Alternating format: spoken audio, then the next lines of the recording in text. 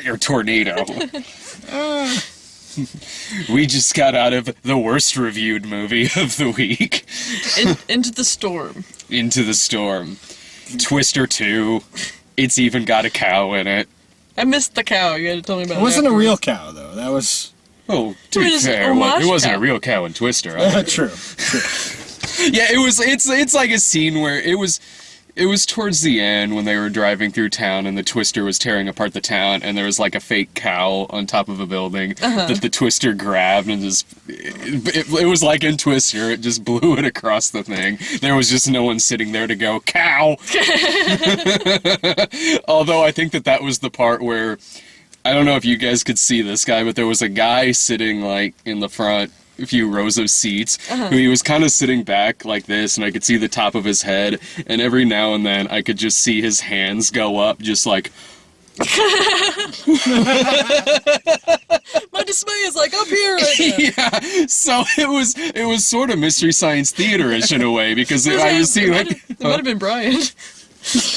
We would have heard him if it was Brian. Oh, come on! What? This movie has a lot of problems, but I was entertained. Maybe it's because I went into this with such fucking low expectations from everything I saw about the movie. Didn't know it was found footage till almost right before we walked into the theater. I heard you. Brad, it's fucking found footage! Yelled across the heads of like 20 kindergartners. I couldn't tell from the trailer. When I saw the trailer for this, and the trailers for this are horrible. When I saw the trailer for this, I couldn't tell if it was found footage, because some parts of it looked like found footage, but then other parts with like the airplanes flying up, I'm like, who the fuck is filming that? And that's kind of like the movie. Yeah.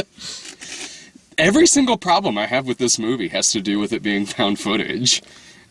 I mean, there's stupid shit about this movie, but it was stupid shit that I didn't really mind. It kind of made me laugh. I was more inclined to forgive the found footage of this movie because I think that it made sense in this context, more so than it normally does in a found footage movie. You've got an excellent point about, like, the airport, or, like, when we're following the truck on, like, an aerial view, it's like they borrowed footage from a helicopter, I guess. Yeah, and I agree with that. Other scenes at the end with people where it's just like, there's no cameraman here. It's and I agree with what you're saying, because there is, they do set up that it is a documentary crew that's filming this, and yeah, right on. They give a reason why a lot of stuff is being filmed, but it's more so how they're doing it that I had a problem with, because it's the same thing that I have with a lot of recent found footage movies, like Earth to Echo or something like that, where half the time I don't know who's filming it. And because of that, because there are a lot of cameras in this movie, from just cell phones to a camera like this, to a documentary camera, and the video, sound quality, all of it is exactly the same. Pristine visuals, pristine sound, everything, to the point to where I couldn't tell when it was coming from someone holding the camera, or when it wasn't this found footage thing. I think that's a good point.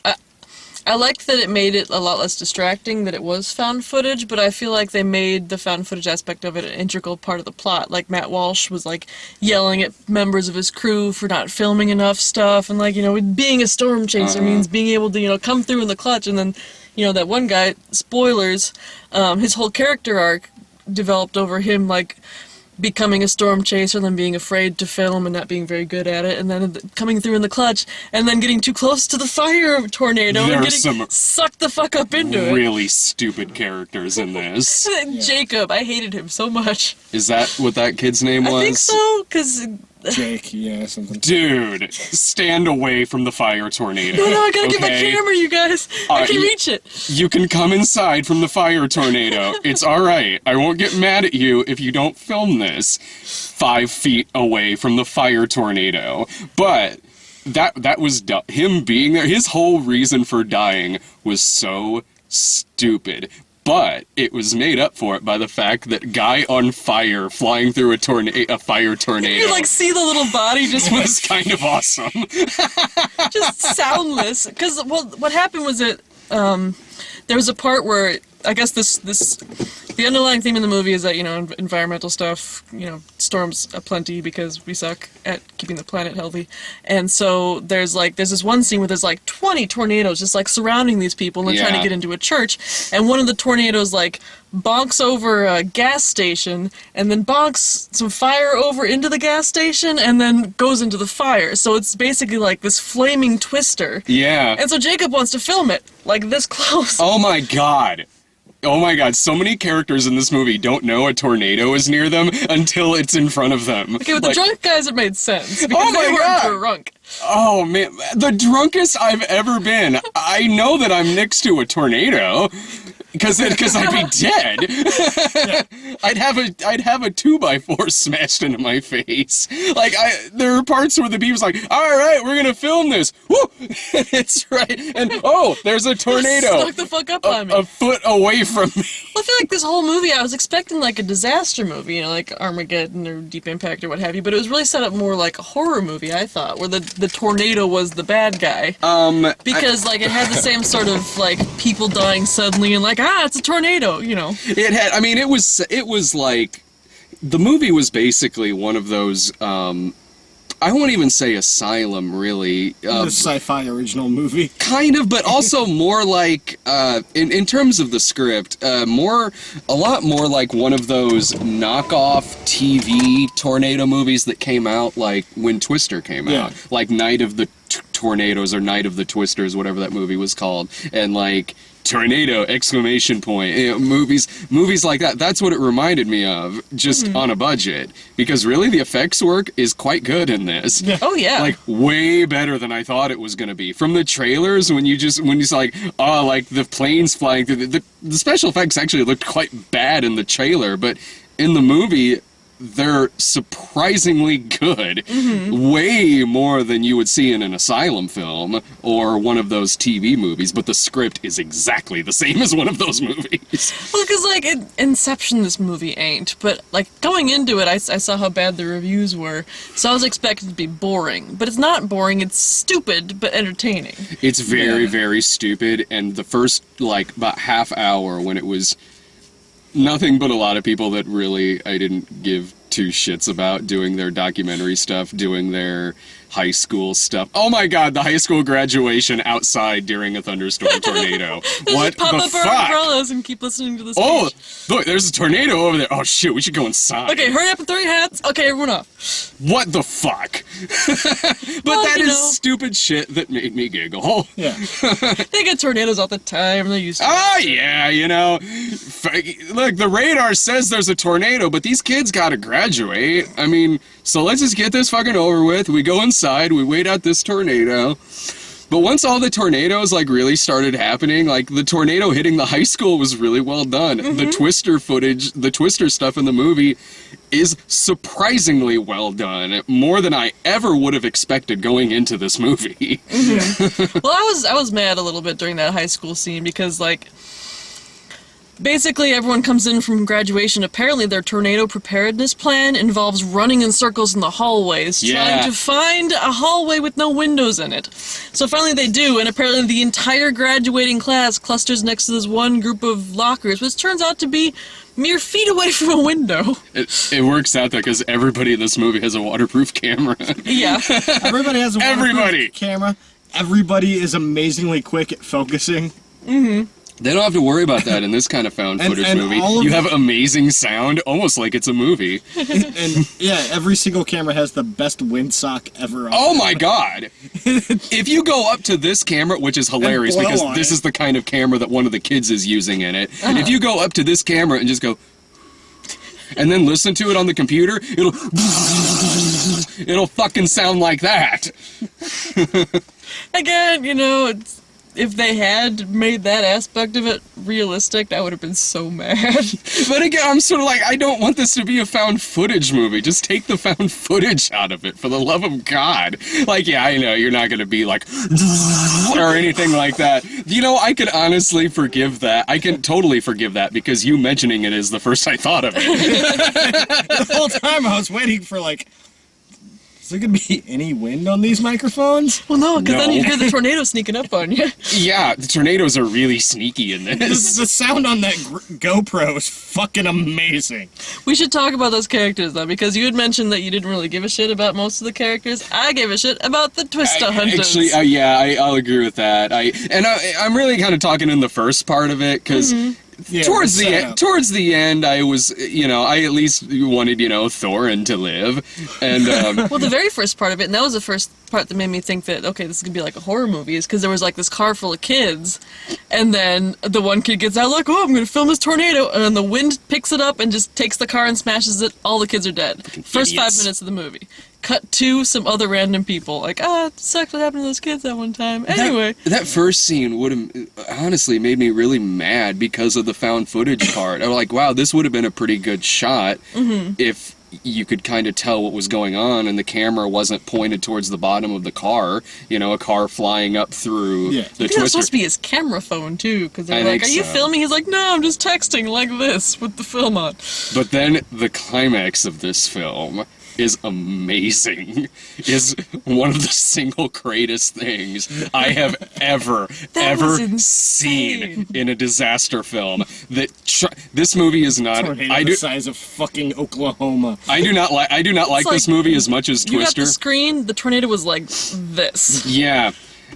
I do not like this movie as much as Twister. I think Twister's a far better movie than this. I gave a shit about a lot more of the characters in Twister than in this, and also Twister didn't have the found footage thing. But the climax of this, with the guy in his fucking post-apocalyptic battle tank car. Which again, that was Matt Walsh, and he did a fantastic job. Cause I've never seen him in something non-comedic. He like was that. quite good. He played douchebag asshole dude really well. Mr. Wayland Utani. Of course, his name was Waylon. It wasn't. I think it was Pete. Oh, okay. It's like, how did I miss his name being Wayland? Wow. I was being silly, but yeah, he's the head of the Storm Chasers, and he's invented this thing. I think it was called like the Titus. That's like this huge tank of a car that's got like a turret on the top and is designed to withstand, he said, wind speeds of up to 170 miles an hour, with these like little sticks that come out and dunk, kind of attach the car to the ground. right? Tent stakes. Which, Yeah. like, in the words of Ron White, it doesn't matter how the wind is blowing, it's what the wind is blowing. So, like, tent stakes, yeah, fine, but bus, So, yeah, like you were starting to tell about the. Oh, he gets into the climax of the film is when they're in the eye of the tornado, where everything is all quiet because they're right in the center of it, so it looks normal-ish considering.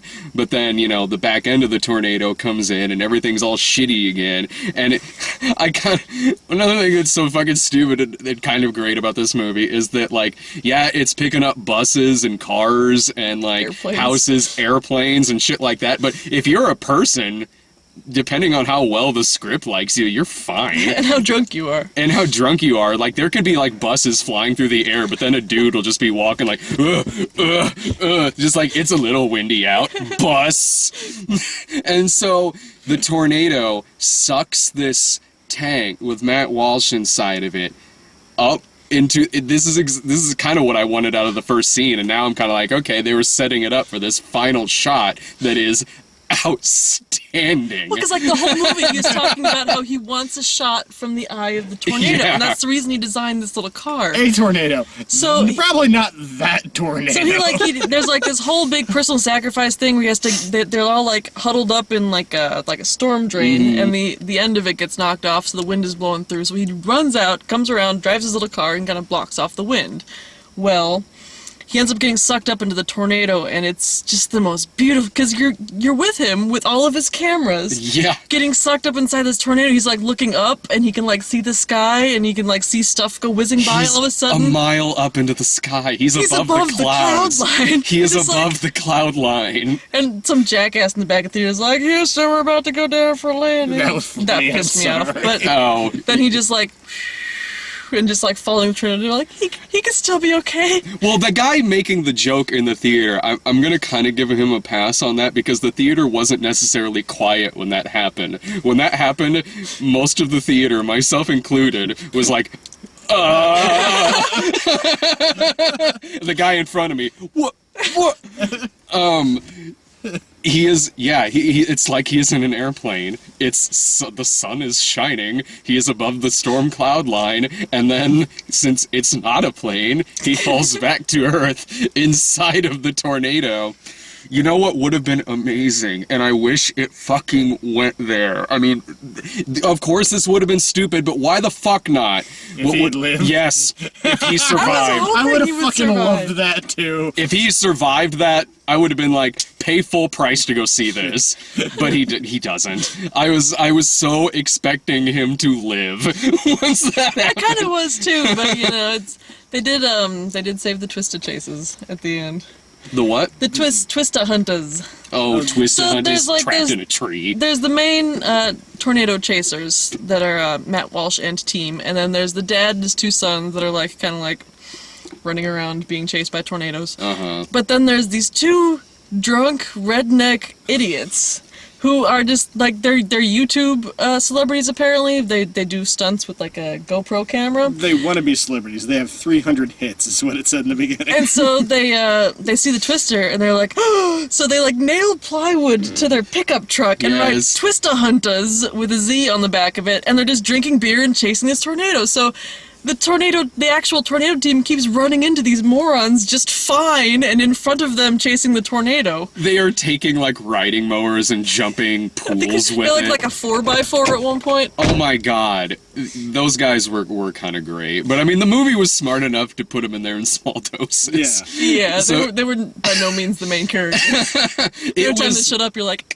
one of them was the guy from It's Always Sunny who was the white rapper who Dee was dating, and she thought he was mentally handicapped. Mm-hmm. The other guy, and he's more or less playing the same character in this. The other guy, he's a stand-up. He's the John Reet, I think. We couldn't place him, and then Dave's like, oh, he's the Hemi guy from the Hemi yeah. commercial. Oh, it's And- that a Hemi? It's him. Hemi. It's him, and I was telling you guys that he was at the radio station once when I worked there, and he's exactly like that in real life. He seemed like he'd be fun. Yeah, he would probably go out and chase some twisters with Twista Hunters spray painted on the back of his We gotta be frock. rich! Yeah, those guys were pretty special. So at the end of the movie, like, everyone's like kind of cleaning up because the tornadoes basically destroyed this town.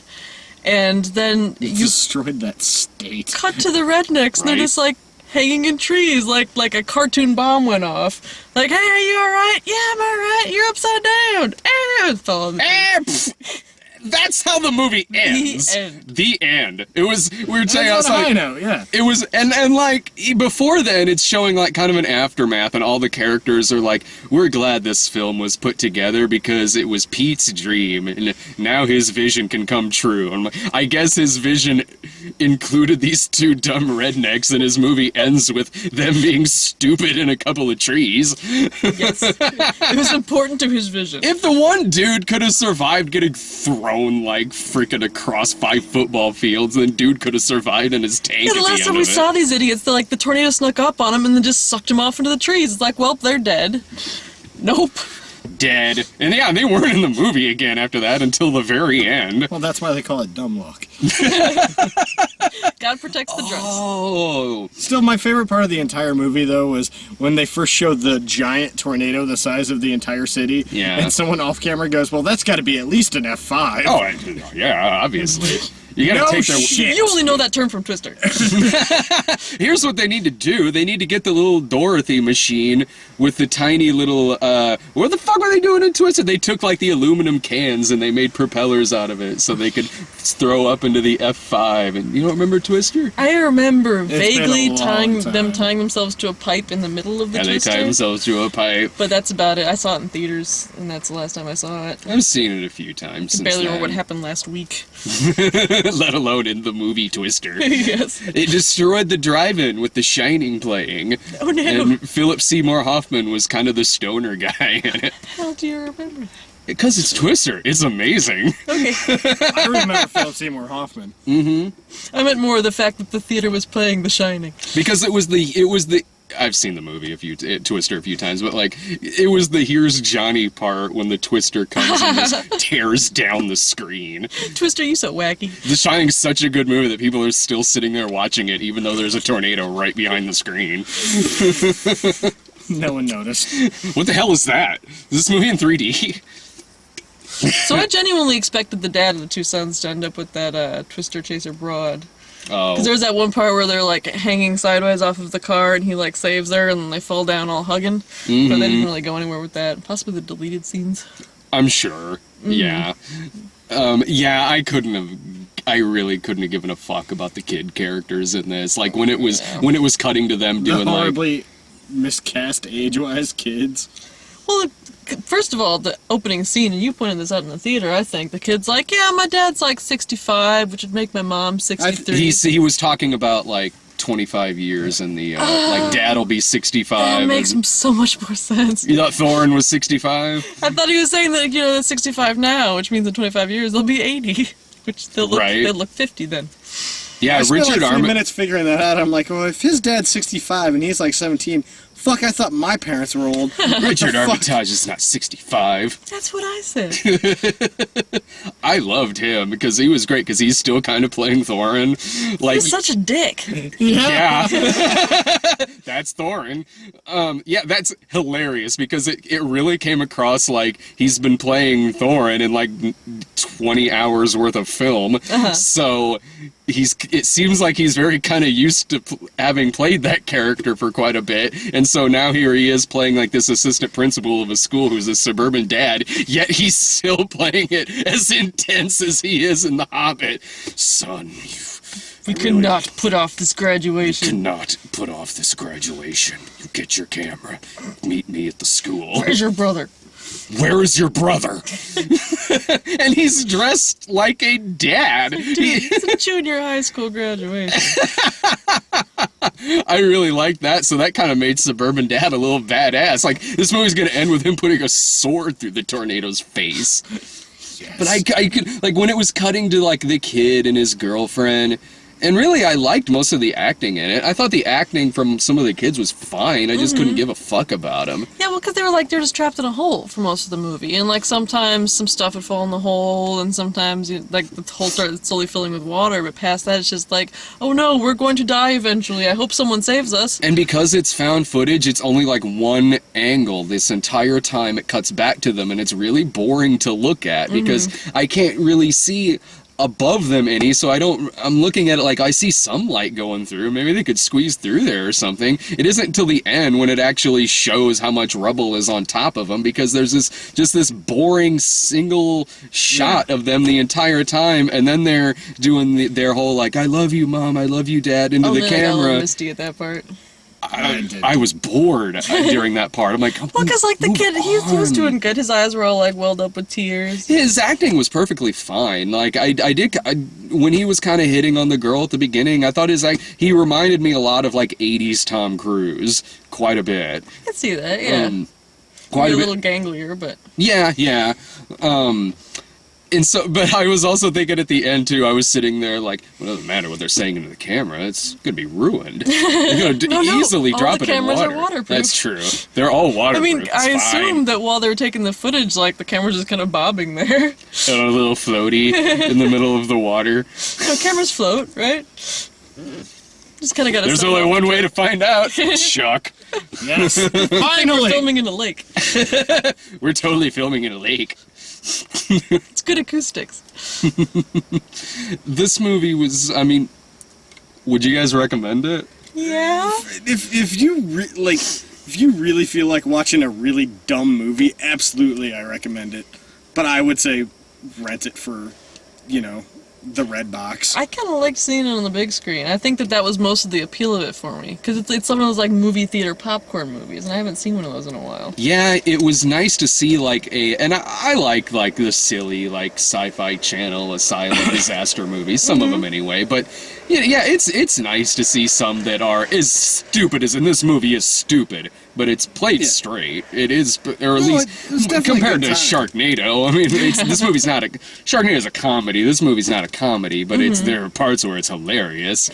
But yeah, I'm I'm in your boat on that because, like, normally under any other circumstance, I would say, like, you know what, just rent this thing. But the action sequences are quite good in this, and actually are fairly intense from time to time. So I would at least say, like, if you want to spend, like, maybe a few bucks, $5 to see it at a matinee or something like that, Okay, yeah. sure. I miss, like, the third string dollar movie theaters. Like the one we used to have at the mall. Yeah.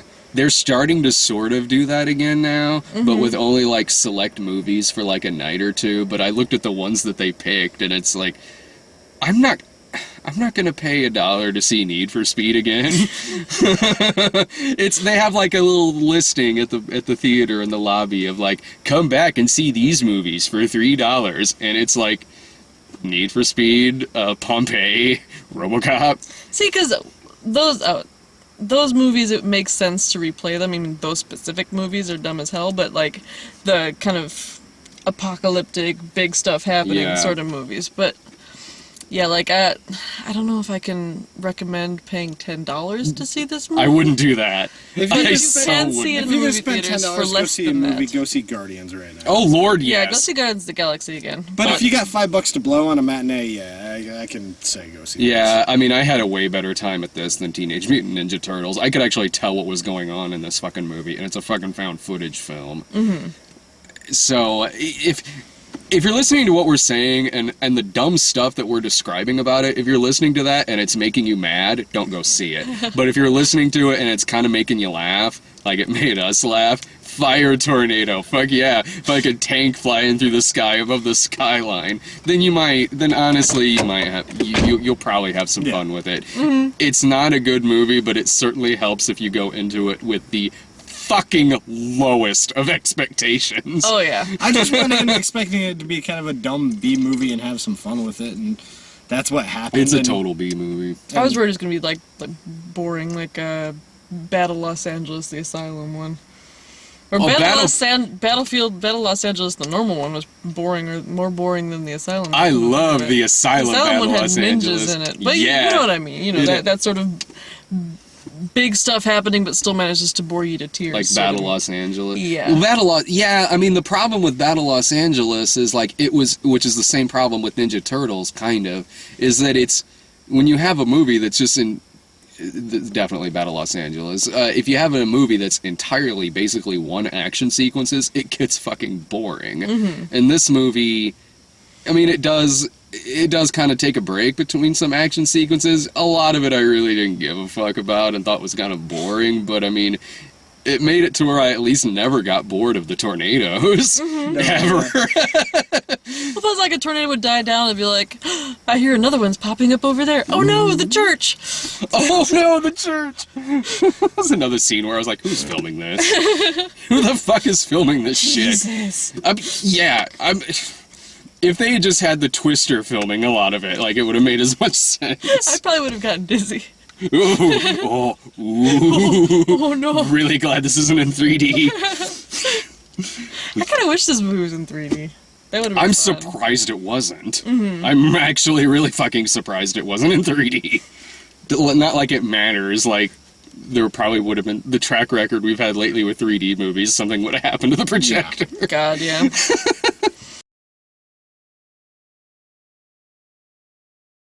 Well, you wrote down the trailers. I sure did. There were like 20 of them. Well, because this movie's only 80 minutes long, right? Something like that. So I think probably they padded us out with trailers. So first we've got Nightcrawler. I've got in parentheses, make the money to buy a ticket, because he said that like 20 times. Most of these previews I hadn't actually seen yet. So I thought this one looked interesting. I hadn't seen the Nightcrawler trailer yet. That looks quite good. It It's looks like Jake Gyllenhaal is like a cameraman / vigilante / accidental cop murderer.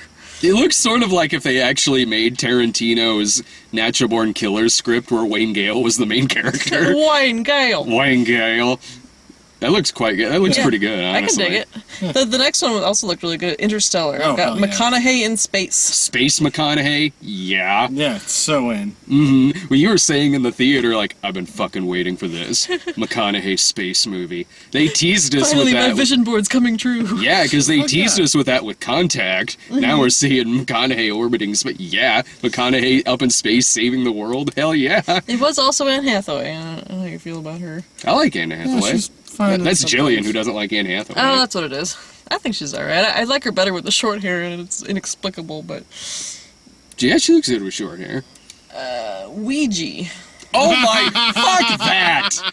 What the fuck? If I want to see a Ouija board horror film, I'll fucking watch The Exorcist! So the first, I've actually seen a preview for this before, and it was just like the second part of the preview that we got, where they're like, oh no, our friend is dead, we should try to contact her through the Ouija board. Let's use Ouija and board. accidentally summon a spirit, which is dumb, because it's fucking Ouija, but okay. But in this preview, it came to light that their friend was murdered by a Ouija board. So let's use it. Why the fuck not?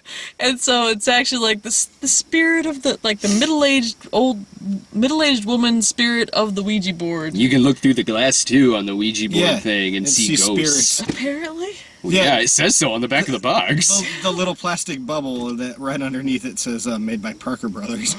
Oh, that movie looks like shit. I've seen a sequel to Slumber Party Massacre where they did the Ouija board shit with cut out pieces of paper and a shot glass. That was scarier than this movie looks. I'm trying to picture. Okay. They wrote down like letters on like cut out pieces of paper and had a shot glass. Like, are you there? And it's a Slumber Party Massacre film, so they're all in bra and panties. And so like, are you there, spirit? And it flings the shot glass like across the room. We always did like the can tab, where like you'd bend it for letters of the alphabet, and whichever one it broke off on was the letter. But it took a lot of pop cans to like spell anything. That movie looks so bad. Maze Runner.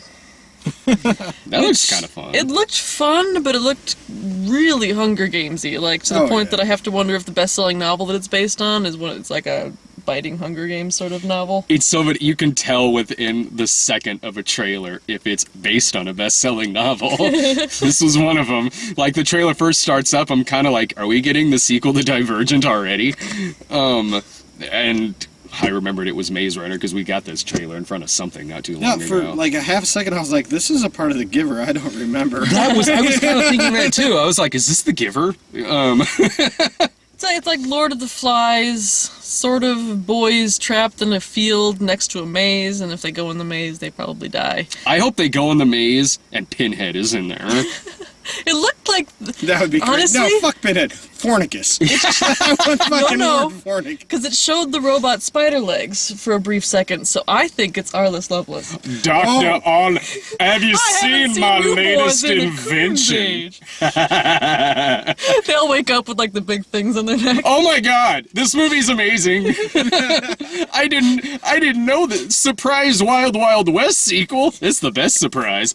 What do you think of my latest invention, Jim West? It's a giant fuck off maze.